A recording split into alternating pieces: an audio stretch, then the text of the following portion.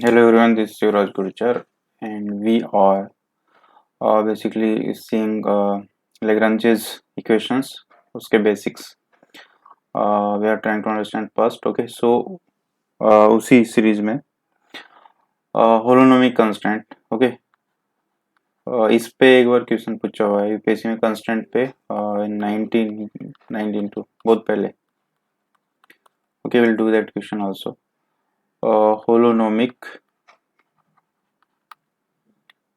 and non-holonomic constants. Okay, so basically holonomic constant क्या होता है? If मान लो जो सिस्टम हमारे पास, let us say we have a system of n particles. Okay, and position vector of these particles is r1, r2 and so on rn. Okay, ये position vector let us say in particles की.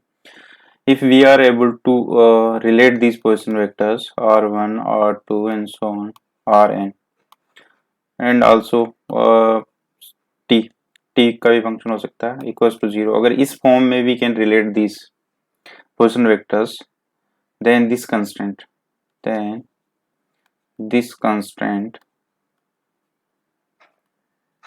is known as holonomic constant. Okay, I hope ये समझ में आया. मतलब जैसे देखो simple सा एग्जांपल है. मान लो कोई पार्टिकल है, वो एक स्फीयर है, ये स्फीयर इस पे मूव कर रहा है. Means a particle is constrained to move on surface of a sphere. Okay, तो इसमें मान लो यहाँ पे वो particle at any time x, y, z और लेट अस से जो स्फीयर है जिसपे कि ये मूव कर रहा है उसका सेंटर ओरिजिन है और रेडियस कैपिटल आर है. ठीक है, तो इस स्फीयर की इक्वेशन क्या आएगी? X square plus Y square plus Z square equals to are square. Okay, and this particle is constant to move on the surface of this sphere. Surface पे move करेगा मींस एक्स वाई और z में ये relation होगा और this is nothing but f x Y Z equals to 0. X y और z में relation है. ओके, सो ये इस फॉर्म में आ रहा है. So that's why this constant is, अगर ये पूछा जाए कि ये particle is constant to move on a surface of a sphere, then what sort of constant this will be, then our answer will be this is holonomic mechanical constant. Okay, I hope समझ में आया. सो holonomic का मतलब है कि जो position vectors है हमारे सिस्टम के पार्टिकल्स के, उनको आपस में we can relate by this equality. Okay, इससे रिलेट कर पाए हम. वो नॉन लीनियर भी हो सकता है रिलेशनशिप, लीनियर भी हो सकता है, that doesn't matter, but relationship होना चाहिए. ओके, और टाइम टी भी इसमें इन्वॉल्व हो सकता है और नहीं भी हो सकता. जैसे ये केस है, इसमें there is no time, that doesn't matter. Okay, ऐसा भी हो सकता है. मान लो एक ऐसा है, इसी में एक और एग्जांपल ले लेते हैं. ये same example let's say particle is moving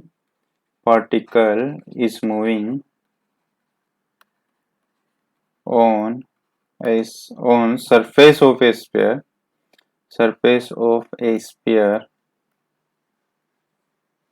whose radius is changing with time, then classify the constant here.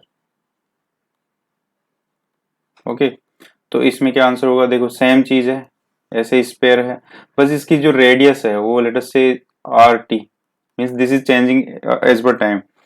अगर टी बराबर 0 पे इसकी रेडियस आर 0 है and t equals to t पे आर टी है, मींस हर टाइम पे इसकी रेडियस डिफरेंट है.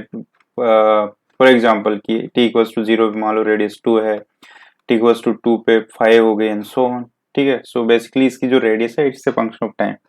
बट स्टिल यहाँ पे अगर एक्स वाई जेड कोऑर्डिनेट लेंगे हम, पार्टिकल जब भी सरफेस पे रहेगा, particle it is constant to move on the surface, ठीक है।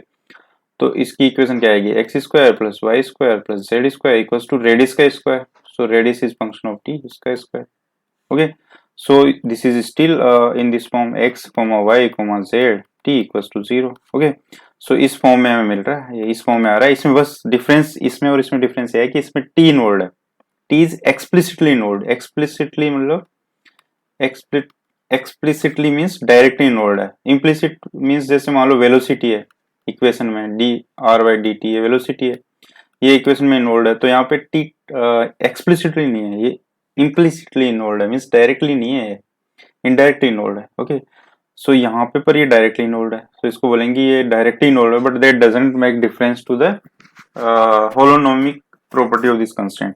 होलोनोमिक होने के लिए सिर्फ ये कंडीशन सेटिस्फाई होनी चाहिए कि उसके जो पोजिशन वेक्टर है उनके बीच में एक रिलेशनशिप हो इक्वेलिटी का, मीन्स इस फॉर्म का एक relationship.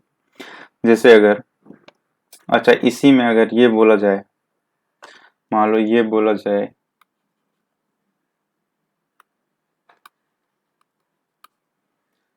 A particle is trapped, is moving within a sphere, then classify the constant। Okay, इस केस में क्या है कि जो पार्टिकल है, ये मान लो हमारे पास ये स्फीयर है, इसका सेंटर ओरिजिन गिवन है, रेडियस कैपिटल आर है। अब the particle constraint to move within this sphere, इसके अंदर रहेगा। इसका मतलब पार्टिकल की अगर यहाँ पे कोई भी एक्स वाई जेड कोऑर्डिनेट ले लें, ठीक है, तो ये जो डिस्टेंस होगी ओरिजिन से इस एक्स वाई जेड की, लेटर से पार्टिकल यहाँ ए पे है, ठीक है, और ये रेडियस है टोटल। सो बेसिकली जो ओ ए होगी that will be always less than R, और we can say that O A square will be less than R square. O A square क्या है, X square plus Y square plus Z square that will be less than R square. Okay, so इसके जो coordinates होंगे, position vectors होंगे, position vector means position vector क्या हो गया, X comma Y comma Z. Okay, so इसके जो coordinates होगा उनमें यहाँ पे इक्वलिटी का रिलेशन नहीं आएगा। इसकी जो कोऑर्डिनेट्स है that will be identify this equation, but ये इक्वेशन इस फॉर्म की नहीं है, x comma Y comma z equals to 0 या टी नहीं हो तो भी ठीक है, इक्वलिटी नहीं है, ये इनइक्वलिटी है। So this is not holonomic, this is non holonomic constraint, holonomic constraint. I hope ये समझ में आया। मीन्स जो होलोनोमिक कंस्टेंट है उसके लिए जरूरी है कि इक्वेलिटी हो, और वो भी इस टाइप की कि जो भी उसके कोऑर्डिनेट्स है उनमें इस टाइप का रिलेशनशिप हो। टाइम इन्वॉल्व भी हो सकता है, ना भी हो। Okay, that doesn't bother it. Okay, so I hope ये क्लियर है। अच्छा, इसमें एक चीज और हो सकती है कि जैसे मान लो कि हमें इस टाइप कुछ है। अच्छा, ये स्क्वायर जैसे हमने देखा फर्स्ट एग्जांपल में, x square y square Z square equals to are square, इस पे कंस्टेंट था वो मूव करने के लिए, this is a holonomic constant. अगर इसको डिफरेंशिएट किया जाए तो x d x y d Y plus z d Z equals to 0, ऐसा लिख सकते हैं। ओके, अब देखो ये जो इक्वेशन है इसको अगर हम इंटीग्रेट करेंगे तो will get this. Okay, so sometimes ऐसा हो सकता है कि हमारे पास जो इक्वेशन है उसमें मान लो ये पोजीशन वेक्टर है और उसका जो डिफरेंशिएशन है, ठीक है, और टाइम, ये ऐसे इन्वॉल्व हो सकता है, इस टाइप की इनइक्वालिटी दी हो। और इसको अगर इंटीग्रेट करते हैं हम, if we integrate this and we get let us say g r t, इस टाइप का फंक्शन अगर हमें मिल जाता है तो यहाँ पे क्या है, पोजीशन वेक्टर्स का रिलेशन आ रहा है। अगर उसको इंटीग्रेट करें we are getting this, then also the system will be holonomic. Okay, अच्छा ये कब आएगा, ये तभी आएगा जब इस इक्वेशन को हम इंटीग्रेट कर पाएंगे। ओके, सो बेसिकली अगर मान लो इस टाइप की कोई इक्वेशन दी हुई है हमें, p D x Q D Y plus R D Z equals to 0। Okay, ये पीडीए में हमने देखा है, पीडीए में we know that this is nothing but total differential. Okay, और इसको फफियन इक्वेशन भी बोलते हैं। ओके, ये सो इस फॉर्म में है, ये जैसे ये इस फॉर्म में थी बट इसको इंटीग्रेट कर पाए हम। So if this equation is integrable to, let us say, f x comma y comma z equals to 0, then this equation represent holonomic constraint, holonomic constraint. Okay, I hope clear है कि अगर कोई भी differential equation दी हुई है, अगर उसको हम इंटीग्रेट करके we are able to find a relationship of this sort, जिसमें कि उसके पोजीशन वेक्टर और टाइम टी ही इन्वॉल्व है, इक्वलिटी अगर ये हम ला सकते हैं, then that will be holonomic. जैसे एग्जांपल ले लेते हैं, मान लो इस टाइप है कि x dx plus y dy, no ये तो यही हो जाएगा, राइट। लेट अस से कि x y d z plus y z d x plus x z d y equals to 0, ये गिवन है। तो इसको अगर देखा जाए तो we can write this as D x Y Z equals to 0 और we can say X Y Z equals to some C. So ये रिलेशन आ गया एक्स वाई जेड में। Okay, so basically this is an holonomic. Okay, this is an holonomic constant because we could integrate this to this form. Okay, अच्छा ये तो simple है क्योंकि ये तो एग्जैक्ट डिफरेंशियल इक्वेशन थी, इसलिए we could solve it. But कभी कभी ऐसा भी हो सकता है कि हम लोग देख के ऐसा इस टाइप से नहीं बना पाएंगे, मीन्स हमारे पास जो भी इक्वेशन होगी इस फॉर्म की होगी। Okay, if this is not exact, तो इसको एग्जैक्ट बनाने के लिए व्हाट वी डू, हमें इसको लेट अस से mu is integrating factor, integrating factor. तो इंटीग्रेटिंग फैक्टर क्या होता है? इंटीग्रेटिंग फैक्टर की डेफिनेशन ये है कि अगर उससे हम थ्रू आउट इसको मल्टीप्लाई करेंगे तो ये एग्जैक्ट डिफरेंशियल हो जाएगी। सो अगर म्यू से इसको थ्रू आउट मल्टीप्लाई कर दिया जाए,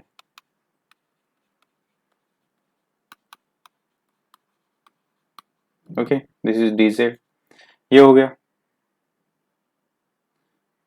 ओके, सो इसका मतलब क्या हो गया कि अब नाउ वी कैन मीन्स इसको जैसे हमने इंटीग्रेटिंग फैक्टर से मल्टीप्लाई किया, तो अब ये जो इक्वेशन है इसको इंटीग्रेट किया जा सकता है, मीन्स ये इस टाइप से कुछ आ जाएगी। मीन्स जैसे हमने अभी देखो x ये था, इसको d x Y z equal to 0 ऐसे लिख पाए हम, क्योंकि यहाँ पे ये एग्जैक्ट डिफरेंशियल इक्वेशन थी। ठीक है, तो अभी इसको एग्जैक्ट बनाने के लिए हमने म्यू से मल्टीप्लाई कर दिया, तो अभी इसमें कुछ f ऐसा आएगा, f which will be function of x y and z, कि वी कैन से कि डी एफ इक्वल्स टू 0, ये इसका सॉल्यूशन होगा। ओके, सो अच्छा फर्दर वी नो दैट जो f है this is nothing but function of x y and z। So d f जो total differential हो क्या होगा, del f del x d x plus del f del y d Y plus del f del z d z. Okay, ये तो total differential हम ऐसे लिखते हैं। ठीक है, तो अगर इसको लेट अस से कि इसको अगर वी से कि this is equation 1, this is equation 2, अगर इन दोनों को कंपेयर करें, ओके, तो देखो ये डी एफ यहाँ पे देखा जाए तो जो म्यू पी है उसकी जगह क्या है, del F by del x है, म्यू क्यू की जगह डेल एफ डेल वाई है, एंड म्यू आर की जगह डेल एफ डेल जेड है। मीन्स ये जो इक्वेशन है ये इंटीग्रेबल तभी होगी if we could equate them both, right. तो डेल एफ डेल एक्स को होना पड़ेगा mu p, del f del y को क्या होना पड़ेगा, mu q, and del f del Z को होना पड़ेगा म्यू आर।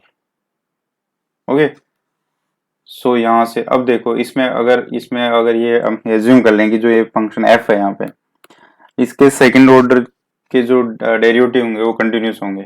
ठीक है, तो अगर इसको with respect to y differentiate किया जाए, डेल एफ डेल एक्स, ये क्या आ जाएगा, del square f del Y del x equals to with respect to y कर रहे हैं तो del del y mu p. Okay, अब इससे अगर इसको विद रिस्पेक्ट टू एक्स करेंगे तो क्या आएगा, del square f del x del y equals to del over del x mu q, right. अब क्योंकि डेल एफ ये जो है कंटिन्यूस है, del square f del Y del x अगर कंटिन्यूस है देन ये दोनों इक्वल होंगे। So from that we can say कि जो यहाँ पे del over del y mu p will be equals to del over del x mu Q. Okay, सो ऐसे ही ये तो इस एक सेट के लिए हो गया, ऐसे ही अगर यहाँ पे ये हमने देखा इसके लिए, ओके, ऐसे ही Y Z and Z X क्या जाएंगे। ठीक है, सो ये जो तीन सेट बनेंगे उनको अगर सेटिस्फाई करती है, if these are satisfied then will say that ये जो इक्वेशन है दिस इज इंटीग्रेबल, और इसका एग्जैक्ट मीन्स ये जो है इसका एक एग्जैक्ट डिफरेंशियल आएगा डी एफ इक्वल्स टू 0, वहां से वी कैन से कि f equals to c, where f is function of x Y Z equals to c. So from this we can say क्योंकि एफ एक्स वाई जेड ठीक है, और ये तो constant है तो हम जीरो भी लिख सकते हैं यहाँ पे, ठीक है। So F x Y Z equals to zero, ये रिलेशनशिप सेटिस्फाई हो रहा है, इसका मतलब क्या होगा कि this is an holonomic constant. Okay, so I hope समझ में आया। अगर इसको देखो वेक्टर फॉर्म में लिखना चाहिए हम तो थोड़ा आसानी से हो जाएगा। जैसे इसको क्या कर सकते हैं हम, इसको we can write mu p i के प्लस म्यू क्यू जे के plus mu r k dot dr equals to 0. dr is nothing but dx I cap dy j cap plus dz cap के, right. सो अच्छा देखो, अब इसमें क्या है कि हमने देखा था जब ये एग्जैक्ट होती थी डिफरेंशियल इक्वेशन तो ये ऐसा लिख पाते थे इसको।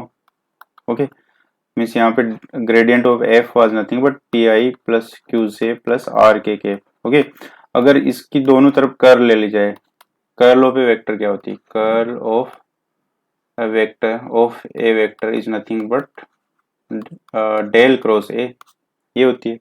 तो कर्ल ऑफ ग्रेडियंट एफ ली जाए तो ये जीरो आएगी, ठीक है। ऐसा देख सकते हो कि ये जो है, ऐसा देख सकते हो मतलब इनफॉर्मली कि ये जो क्रॉस प्रोडक्ट है डेल क्रॉस डेल इसलिए जीरो है, बट एज सच मीन्स इसका जो लॉजिक है वो क्या है कि अगर ये करेंगे डेल क्रॉस डेल एफ क्या होगा, आई जे के, डेल क्या होता है del over del x, del over del Y, del over del Z, and ये क्या होगा ग्रेड एफ क्या होगा del F by del x, del F by del Y and del F by del Z. अगर इसको open करेंगे तो will get the zero, right. So इसका मतलब कोई भी डिफरेंशियल इक्वेशन है, ठीक है, वो अगर एग्जैक्ट है तो उसके लिए कंडीशन क्या है कि ये जो टर्म है इसका जो कर लेंगे, ये टर्म क्या है this p p I plus Q J plus are k, इसका जो कर लेंगे that should come out to be zero. तो इस केस में जो क्या होगा कि ये जो यहाँ पे ग्रेड एफ की जगह ये जो वेक्टर आ रहा है, let us call this vector, ये वेक्टर क्या होगा, this vector will be mu p i के प्लस म्यू क्यू जे के प्लस म्यू आर के, ये वेक्टर है। तो इसका जो कर्ल है दैट शुड बी जीरो, तभी तो ये इक्वेशन एग्जैक्ट बनेगी, ठीक है। तो इसको वी कैन से कि डेल क्रॉस म्यू तो सब में कॉमन है, और ये जो अंदर का टर्म है let us call this v vector, this should be zero where v vector is nothing but p I plus Q J plus z k, right. तो इसको वी कैन राइट, अच्छा ये सब वेक्टर एनालिसिस में देखेंगे कि अगर कोई भी स्केलर है, ठीक है, इनटू वेक्टर है तो this can be written as grad mu cross we vector plus mu del cross we vector, ऐसा लिख सकते हैं इसको, ठीक है। So this can be written as ये सेम चीज basically gradient of mu cross we vector plus mu को से जोड़ दो gradient of v vector equals to zero. Okay, अब इसको देखो, अगर दोनों तरफ से इसको डॉट वी किया जाए, वी से डॉट कर दिया जाए, ठीक है, तो देखो ये वी वेक्टर है, स्केलर ट्रिपल स्केलर प्रोडक्ट क्या होता है, ए क्रॉस बी डॉट सी। अगर इसमें कोई से भी दो वेक्टर सेम होते हैं तो इसकी वैल्यू जीरो हो जाती है। तो अगर इसको वी से डॉट किया जाए, v dot gradient mu cross we vector plus mu del cross v, अच्छा इनिशियली वी से डॉट कर रहे हैं, ठीक है, इक्वल्स टू जीरो। तो इसमें देखो ये और ये वेक्टर सेम हो गया तो ये हो गया जीरो, इसका मतलब क्या हो गया कि अच्छा mu mu can not be zero, तो म्यू को तो बाहर ले सकते हैं, तो v vector dot del cross v should be zero. Okay, तो ये डेरिवेशन किया है मैंने, वैसे इसको याद रखने की जरूरत नहीं है हमें। जो फाइनल चीज है हमारी जो इम्पोर्टेंस के लिए वो ये है कि अगर कोई भी इस टाइप की इक्वेशन है P D x Q D Y plus R D Z equals to zero, ठीक है, अगर if we take V vector as P I plus Q J plus are K and if V vector dot del cross we vector zero आता है, ठीक है, then this is integrable. Okay, so basically integrability की condition है, ये जो equation है, equation will be integrable if v vector dot curl of v vector is equal to zero. Okay, इसको कैसे, ये इसका क्या मतलब हुआ, v vector let v vector क्या है, v vector is nothing but p i q J plus are k इसमें, ठीक है। तो इसको अगर डिटरमिनेंट फॉर्म में लिखेंगे तो this is nothing but p q r del over del x del over del Y del over del z p q r equals to 0, ये आना चाहिए। ठीक है, तो अब इसका एग्जांपल देख लेते हैं। अगर ये इस टाइप ये कंडीशन सेटिस्फाई हो रही है, इसका मतलब जो ये इक्वेशन है ये जिसको रिप्रेजेंट कर रही है वो होलोनोमिक कांस्टेंट है। ओके, जैसे एक सिंपल सा एग्जांपल ले लेते हैं। मान लो sine Z dx minus cos Z dy equals to 0, ये है। तो हमें ये देखना है कि ये होलोनोमिक है या नहीं, होलोनोमिक है या नहीं। ओके, तो उसके लिए क्या है, इसके लिए जरूरी है कि ये इंटीग्रेबल होना चाहिए। इंटीग्रेबिलिटी की कंडीशन क्या है, इसको we can write sine Z dx minus cos Z dy plus 0 dz, ऐसा लिख सकते हैं। तो इसमें जो v वेक्टर है p q r वो क्या आएगा, p की जगह साइन जेड है, q की जगह माइनस कोस जेड है एंड r की जगह 0 है। So this is v।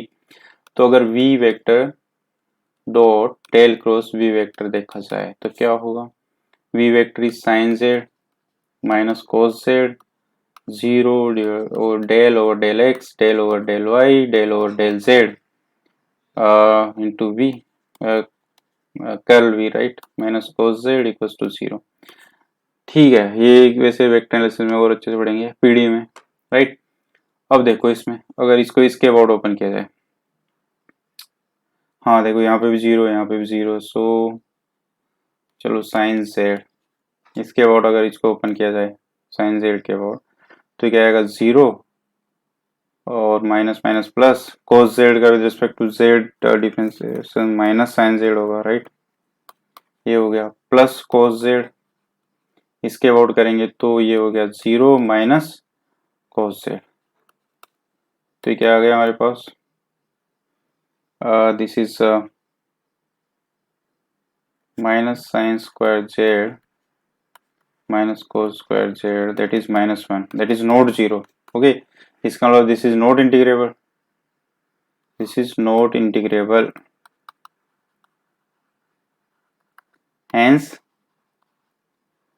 the constraint is non-holonomic। Okay, I hope ये समझ में आया है। Holonomic and non holonomic constant, ये तो हमें समझ में आ गया।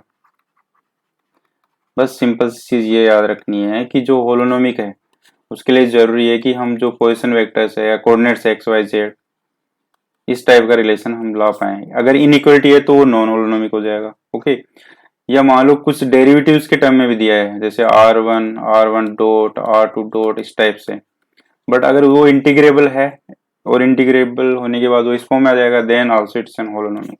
बस इतना सा कॉन्सेप्ट है। अब देखो इससे रिलेटेड कॉन्सेप्ट है रियोनोमिक एंड स्क्लेरोनोमिक कंस्टेंट। ओके, ये क्या है, अच्छा जो हमने देखा v की जो f r1 r2 and so on rn, ये जो था ये कंडीशन थी, हमने देखा कि अगर इस टाइप का आता है तो वो होलोनोमिक होता है। ठीक है, अगर उसमें t इन्वॉल्व है, अगर t इन्वॉल्व है explicitly, if t is explicitly involved in this motion constraint, then the constraint is known as rheonomic. Okay, so basically देखो अगर इसको होलोनोमिक नॉन होलोनोमिक की डेफिनेशन देखें तो दिस इज होलोनोमिक। ठीक है, उसके बाद सेकंड अगर रियोनोमिक और स्क्लेरोनोमिक में देखें तो क्योंकि इसमें टी इन्वॉल्व है explicitly means directly T involve है, so this is rheonomic. Okay, so this is holonomic and rheonomic both. ठीक है, सो ये तो सिंपल है। सेकंड ये रियोनोमिक एंड स्क्लेरोनोमिक मींस स्क्लेरोनोमिक क्या होगा जो रियोनोमिक नहीं है, scleronomic means T is not involve. ठीक है, इन द मोशन कंस्टेंट, जैसे हमने जो देखा था कि जो पार्टिकल है वो स्फीयर पे स्फीयर के सरफेस में मूव करने की रेस्ट्रिक्ट है, तो उसकी इक्वेशन क्या आती है, X square plus Y square Z square equals to are square. तो इस केस में देयर इज नो टी, तो this is an scleronomic constant. Okay, और दूसरा केस था जिसमें पार्टिकल स्फीयर के सरफेस पे ही मूव कर रहा था, बट उसकी जो रेडियस है वो टाइम के साथ चेंज हो रही थी, तो वो उसमें इक्वेशन क्या आती है, X square plus Y square plus Z square equals to R T square. तो यहाँ पे टी एक्सप्लिसिटली इन्वॉल्व है, so that's why this is rheonomic. Okay, so rheonomic और होलोनोमिक तो यही। सो आई होप क्लियर है। अब एक चीज और है, वो क्या है, वो है conservative conservative conservative and non conservative systems.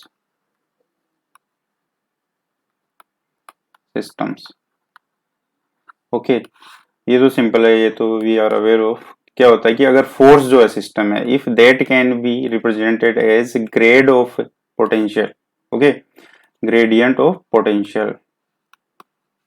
Potential then that system जिसमें ये फोर्स वर्क कर रहा है इज कंजर्वेटिव सिस्टम। ओके, जैसे कि ग्रेविटी की बात की जाए, जो ग्रेविटी है that is an conservative force. ऐसा इसलिए हो पा रहा है क्योंकि जो ग्रेविटी है दिस कैन बी, या जो तो ग्रेविटी फोर्स है उसको हम पोटेंशियल के ग्रेडियंट के रूप में लिख सकते हैं। जैसे कि मान लो ये मास है, इस पे mg वर्क कर रहा है, ठीक है, ये x डिस्टेंस ट्रेवल करेगा, ठीक है, तो इसमें जो है इस पे फोर्स mg है, फोर्स क्या है minus mg।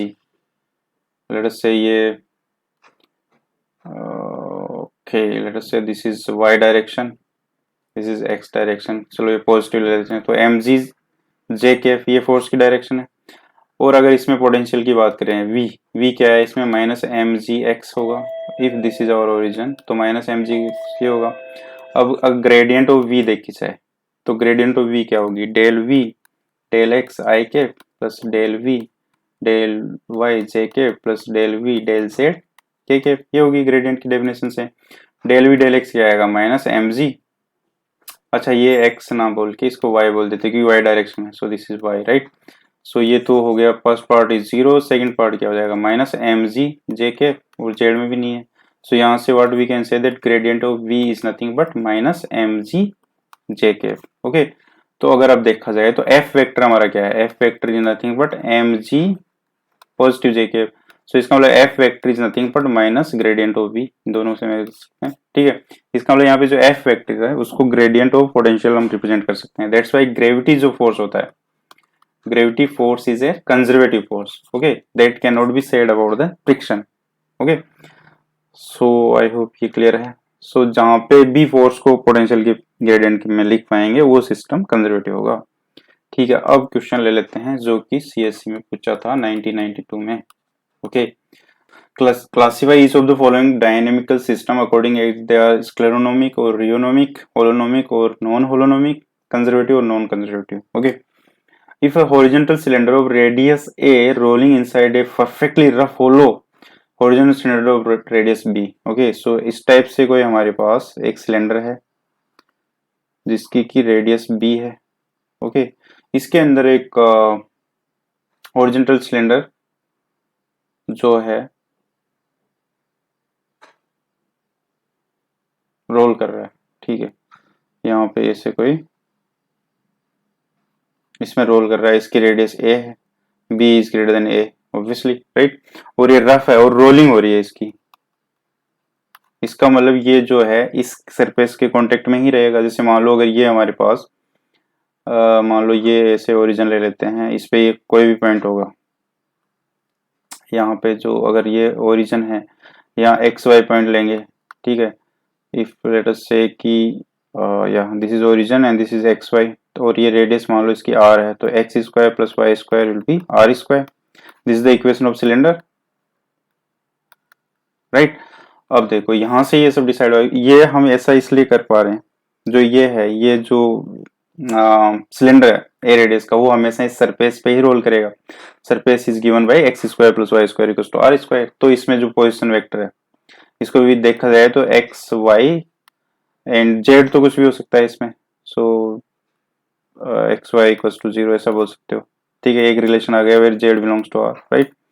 So from this what we can say कि देखो, क्योंकि ये इस फॉर्म में आ गया, so this is holonomic by the definition of holonomic constant. दूसरी चीज, इसमें टाइम इन्वॉल्व नहीं हो रहा एक्सप्रेशन से, सो दिस इज स्क्लेरोनोमिक, स्क्लेरोनोमिक, ठीक है।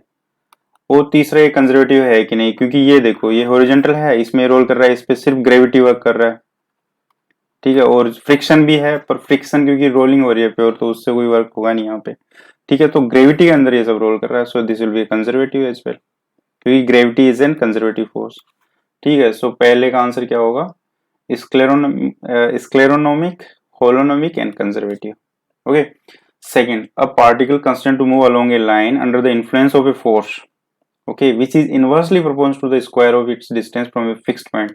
मान लो ये फिक्स्ड पॉइंट है, ठीक है, ये पार्टिकल ऐसे मूव कर रहा है under the influence of force which is inversely proportional to the square of its distance from a fixed point, okay.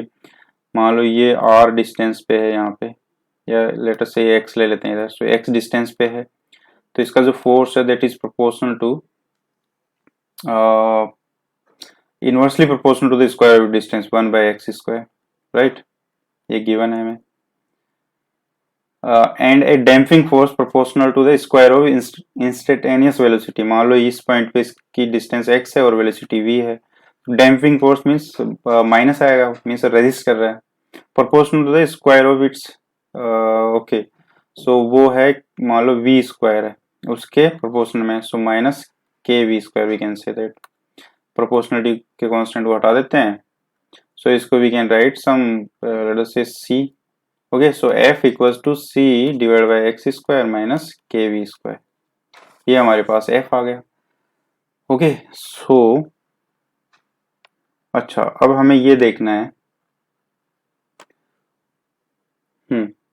अच्छा, along a line, constant to move along a line, ठीक है, इस line के along ही ये move कर रहा है, इसका मतलब इसकी जो इक्वेशन है, ये लाइन की जो भी इक्वेशन होगी, मान लो ये ओ ए लाइन है, so equation of O A line जो होगी वो क्या होगी, A X plus B Y equals to some D, इस फॉर्म की होगी।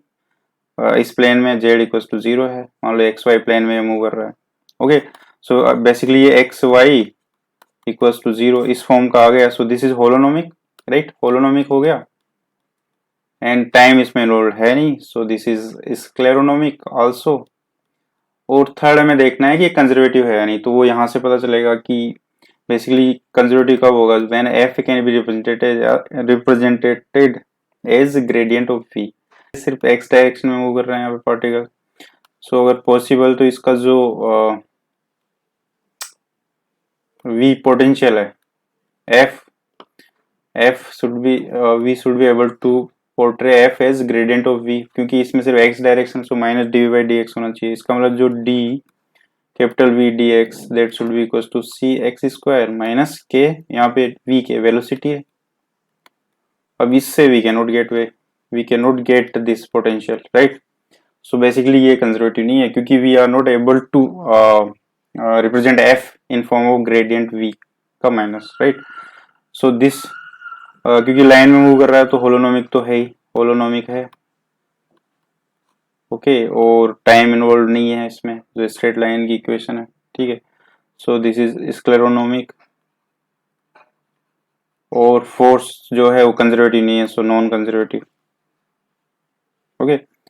अब इसमें last question, particle moving on a very long frictionless wire which rotate with constant angular speed about a horizontal axis, okay.